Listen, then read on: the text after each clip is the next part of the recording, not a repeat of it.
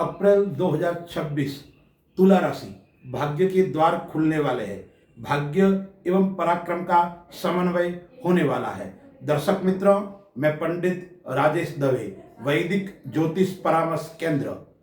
Libra राशि का स्वामी है वो शुक्र है। आइए हम व्यापार, हेल्थ, परिवार की दृष्टि से अप्रैल 2026 कैसा रहने वाला है। मैं आपको ये जो फलादेश बता रहा हूँ, ये फलादेश आपको गोचर के अनुसार बता रहा हूँ। कुंडली के अंदर दशा महादशा आपकी अलग हो सकती है। यदि आप ज्योतिष के बारे में संपूर्ण जानकारी चाहते हैं तो मेरे से व्यक्तिगत संपर्क कर सकते हैं। सर्वप्रथम हम ग्रहों की स्थिति जानते हैं। अप्रैल माह के अंदर ग्रहों की चाल क्या है, क्योंकि ग्रहों की चाल जीवन को बदलती है, भाग्य को बदलती है।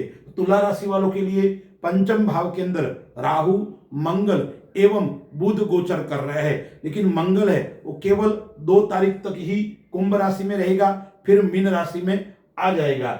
बुध है वो 10 तारीख को मीन राशि में अपनी नीच राशि में आने वाला है। पहले से छठे भाव के अंदर सूर्य और शनि गोचर कर रहे हैं। सूर्य है वो 14 तारीख को अपनी उच्च राशि सप्तम भाव में आ जाएगा।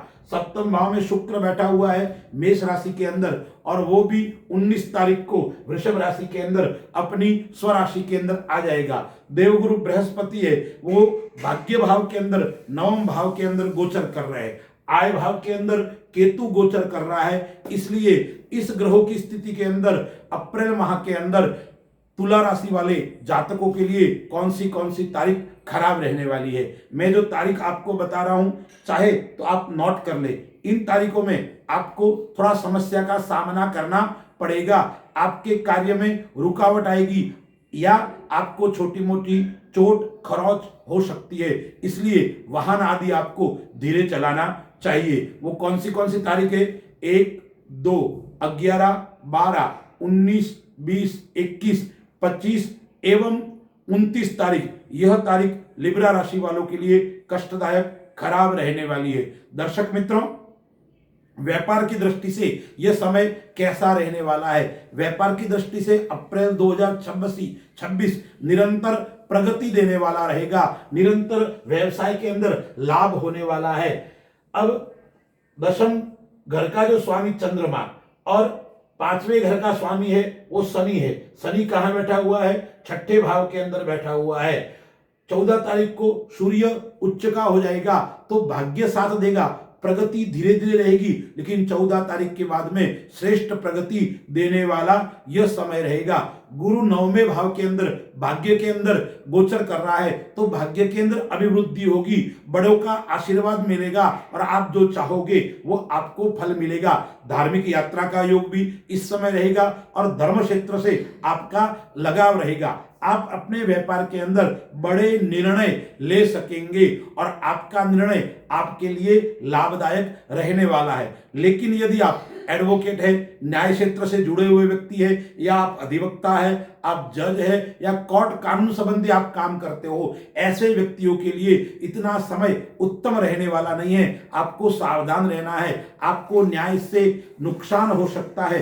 कोर्ट कचेरी वाद विवाद के अंदर आपको नुकसान होने का योग इस माह के अंदर बन रहा है। लेकिन वो भी 14 तारीख के पहले, 14 तारीख के बाद में उसमें थोड़ी चिंता मुक्त हो जाएंगे और न्याय संबंधी समस्याएं आपकी समाप्त हो सकती है। 14 तारीख से पहले आपके व्यापार के अंदर भी सरकारी अड़चने आ सकती है। कोई कागजात संबंधी कोई आपके पुराना केस चल रहा है, ऐसी समस्याएं आपको आ सकती है।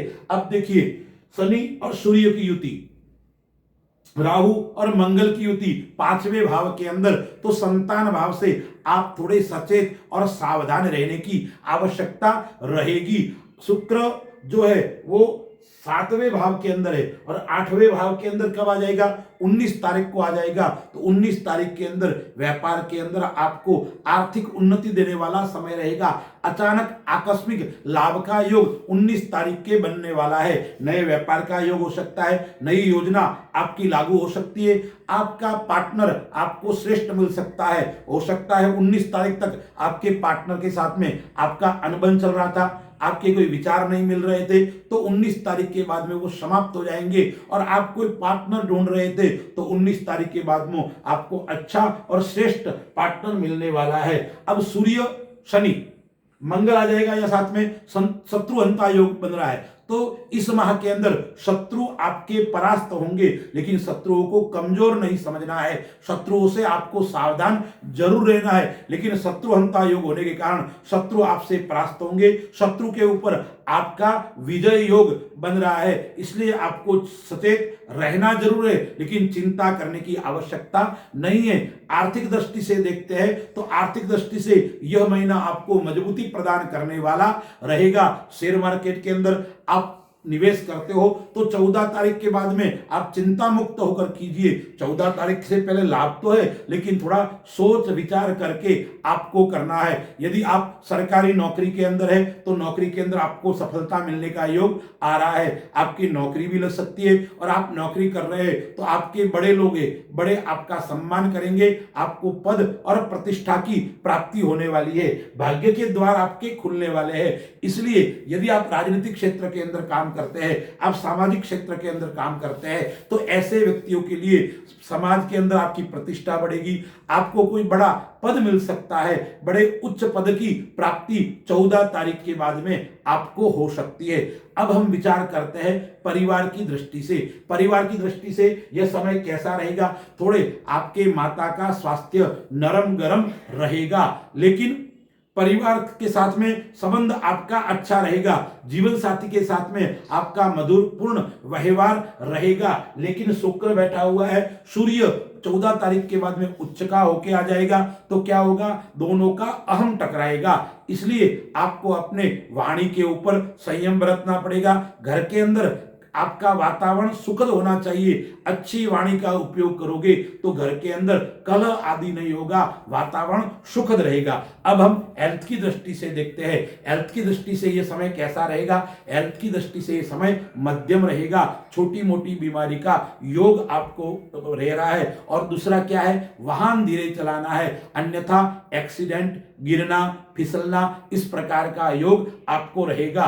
बीपी और शुगर की समस्या आपको हो सकती है, परेशान कर सकती है। और दूसरा क्या हो सकता है? नेत्र और सिर दर्द आपको परेशान कर सकता है। आइए हम विद्यार्थियों की दृष्टि से देखते हैं। तो विद्यार्थियों की दृष्टि से यह समय मिश्रित फल देने वाला रहेगा।